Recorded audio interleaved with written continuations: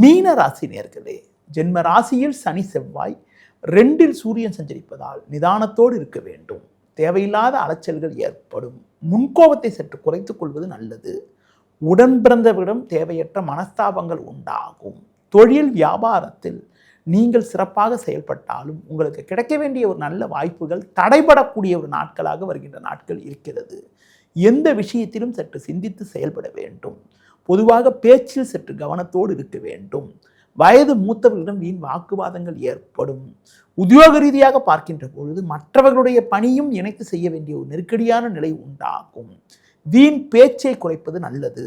தேவையற்ற பழிச்சொற்களை எதிர்கொள்ளக்கூடிய ஒரு சூழ்நிலை இருப்பதால் சற்று நிதானத்தோடு கவனத்தோடு இருப்பது, பிறர் விஷயத்தில் தலையிடாமல் இருப்பது மிக மிக நல்லது. இந்த வாரத்தில் குறிப்பாக ஆரோக்கியத்தில் அக்கறை எடுத்துக்கொள்வது, தேவையில்லாத பயணங்களை தள்ளி வைப்பது மிகவும் சிறப்பு.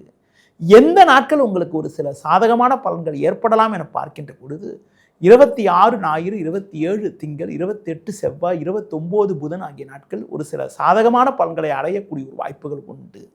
குறிப்பாக நான் கூறிய நாட்களில் சந்திரனானவர் சாதகமாக இருக்கின்ற காரணத்தினால் மற்ற கிரகங்கள் சாதகமற்று இருந்தாலும் எதிர்பாராத ஒரு சில உதவிகள் கிடைத்து உங்கள் தேவைகள் பூர்த்தியாகக்கூடிய ஒரு வாய்ப்புகள் இந்த வாரத்தில் உண்டு. இந்த வாரத்தில் குறிப்பாக எந்த நாட்களில் நீங்கள் சற்று கவனத்தோடு இருக்க வேண்டும் என பார்க்கின்ற பொழுது 30 வியாழன் பகல் 1:15 மேல் 1 வெள்ளி 2 சனி ஆகிய நாட்கள் நீங்கள் சற்று கவனத்தோடு நிதானத்தோடு இருக்க வேண்டிய நாட்களாக இருக்கிறது.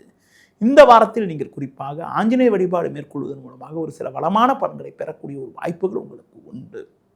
நேயர்களே, இதுவரை இந்த வாரத்துக்கான ராசி பலனை பார்த்தோம். மீண்டும் அடுத்த வாரம் சந்திக்கலாம். நன்றி, வணக்கம். சார்.